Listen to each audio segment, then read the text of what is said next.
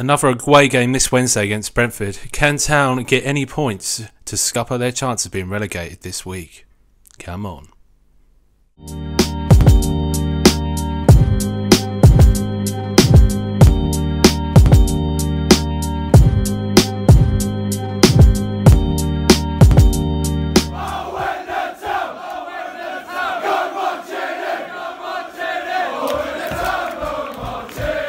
Right, so welcome back, guys. A good result at the weekend. 3 points for Town on the road, and you know we had to get the win against Bolton. We could not have walked away from that stadium with anything less than 3 points and held our head high. So brilliant result. Quaynor got 2 goals. Players such as Emmanuel, Kenlock got some more game time. Players that we want to see in the squad. Bishop back in the starting lineup, but there's a lot of positives to take out of it. Going into this week's game against Brentford, Town really need to step up and get another result.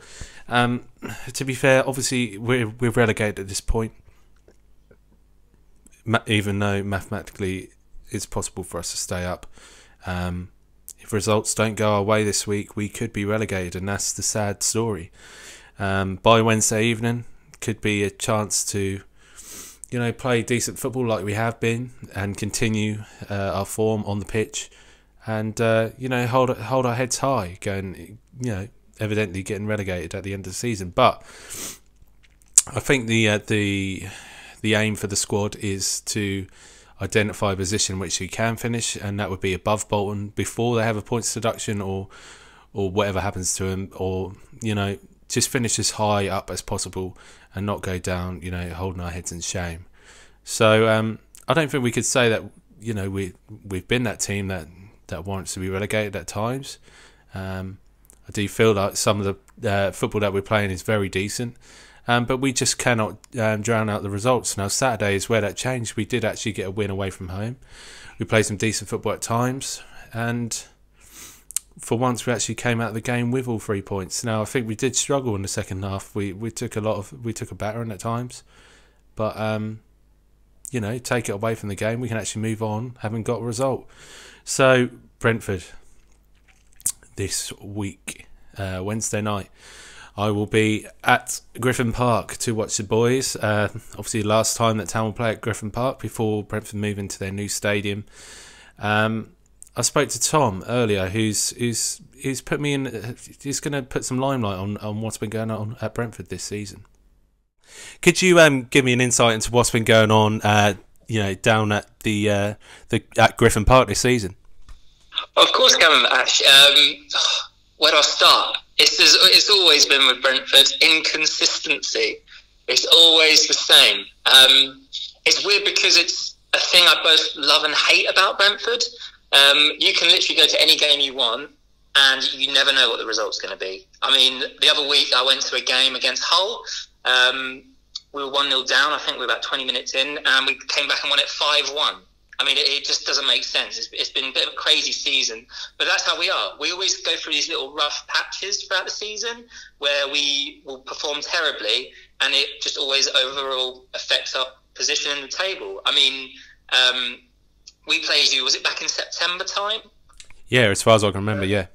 The home fixture. Now, that one was a draw. We went, I think it was about 18 games after that. We only got 2 wins. So that really pretty much sums up what Brentford's been like this season. Yeah, because before that, you were quite consistent, weren't you? Well, that's it. I mean, we started off the season with, I think it was a 5-1 win against Rotherham. And we thought, here we go, this is it. This is the season we've been looking for. It's always been building up. I mean, our first season in the Championship was just a dream period. I mean, I think we finished in the playoffs. We got up to the playoffs against Middlesbrough, sadly lost those.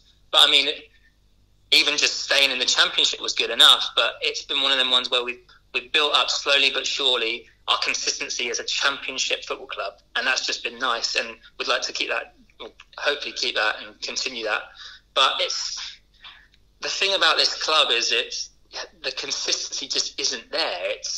We'll go on a lovely little run of a few wins and what have you, but like these terrible patches of 2 wins in 18 games, it just doesn't help us at all. But again, as I said, it's something I love and both hate about the club. Yeah. So do you think the inconsistencies are down to The club trying to stabilise itself in the Championship still? In a way, I mean, it's hard to pinpoint exactly what's doing it. I mean, you look at our record, we've scored 63 goals. I think we are the 6th highest scoring team in the league, and we've conceded 56. When you compare that to the teams around us in the table, that is sky high in comparison to a lot of teams lower down. And I don't know where it is. We're a great attacking side. Maybe it's just defence that's letting us down a bit. You've been used to being potentially labelled a feeder club over the last few seasons. You've had a number of good players come through your side.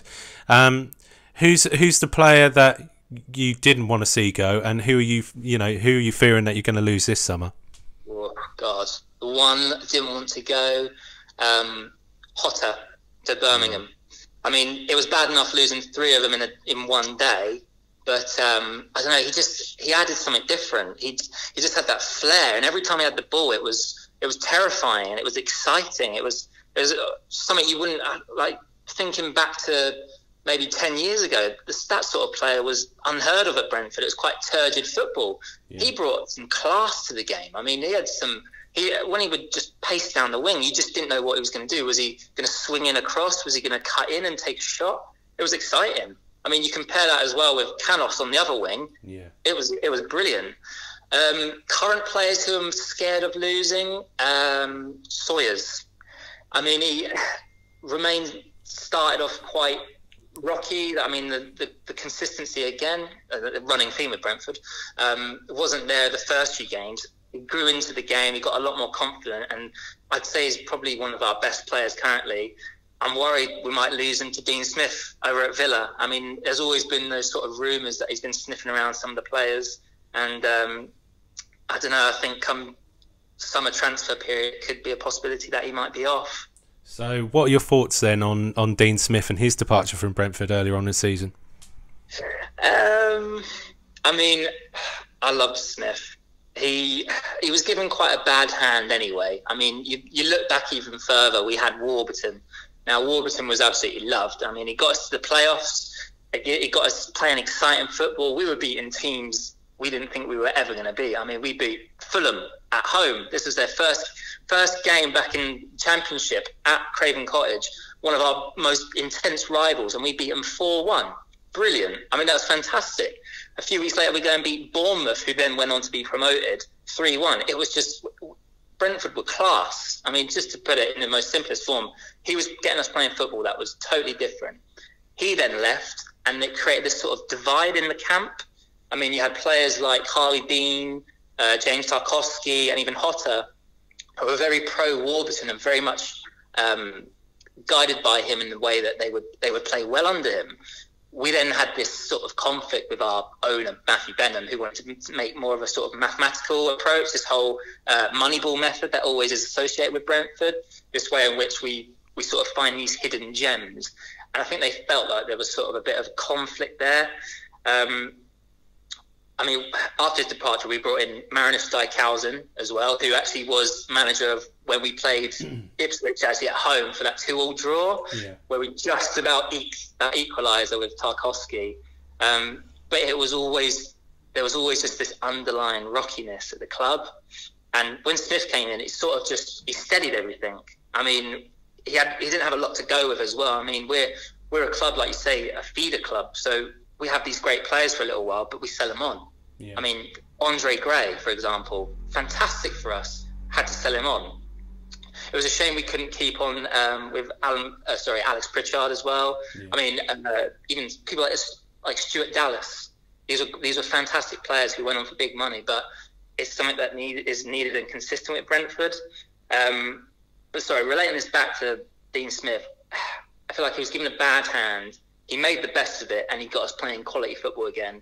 But, I mean, when your boyhood club comes a knocking and they've got the money to keep your players and give you that sort of utopia, you can't pass off that opportunity. So it was no surprise to see him go. It was sad to see him go, but, I mean, we're fully under Thomas Frank now, and that's how it will be. Right. So yeah, fast forward to this season then, and obviously it's a bit of a mid-table battle for Brentford at the moment. But obviously in comparison, Town are at the bottom of the league. You know, we've dabbled in the playoffs like you have in the last few seasons. But I don't think we spent in the right areas. If we could sell as well as you did, we'd probably be in a better position. But how do you see Ipswich at the bottom of the table at this moment in time? It's sad. I mean, like you say, I mean, both of us were in the playoffs not long ago. I mean, you were up against Norwich. I mean, not the best of teams you want in the playoffs, for example. But I mean, it's sad to see such a great footballing club. When you look back over the years, I mean, you can even go as far back to the European Cups. They're a great club. They've got the fan base. They've got the stadium. But I don't know. Is it misspent money? Is there some of a discrepancy with the ownership? You always hear these things, and I don't know, but it's terrible to see Town so far down. They're they're a great club, and I mean, who knows if they do go down? Maybe it might be just that little kick up the arse they need for next season to like restart everything again, start afresh, and go up first place in League One. Yeah, I can't disagree with that. Obviously, one big player that has been brilliant for us over the last 10, 11 games, who we signed from yourselves, is obviously Alan Judge. Now, we know Alan had a great patch at Brentford, which is sadly ended by one of our own, Luke Hyam. What are your thoughts on Alan Judge? Loved him. Absolutely loved him. I mean, the 2016 Player of the Season, Fans Player of the Season, he had it all. I mean, he, again, similar to Hotter before, when we were in League One, he just brought a different dynamic to the game. He just looked so confident. You know, you just get one of those players on the ball where you think, I feel safe with him with the ball. He was that bloke. I mean, he was getting so good. He was getting the call up to the Republic of Ireland. He scored the penalty that got us up against Preston that took us to the Championship. He was brilliant. I think, like I said, the injury sort of knocked the confidence out of him entirely. Out for a long time, getting B team games just to build up the confidence, get himself back from injury. But during that time, I mean, we brought in so many players that just sort of ousted him out. I mean, Sergio Canos pretty much dominated the role on the left wing, and now he also brought in Said Benrahma. There was just no place for him. I mean, I appreciate the goal against Arsenal as well earlier this season, the Carabao, but there wasn't a place, and sadly, I think he just had to apply his trade somewhere else. And I'm glad he's doing it at Ipswich, because that's the sort of player they need. They just need that someone just to add a bit of flair, a bit of creativity, and just excite the fans. And I hope that he'll do that next season as well. And I mean, you've got him for the next 2 years even, sorry. Yeah, exactly. So I completely agree with that. And obviously, we've now got to look ahead to tomorrow. In short terms, Tom, what do you reckon the score is going to be? Oh, that's a toughie. I mean, we haven't won in the last 5, and then we won the past 3. So it could go either way. I think in realistic terms, I think it's going to be similar to the game early in the season. I think it's going to be a 1-1 draw. So Tom's gone for a 1-1 draw at Brentford on Wednesday night.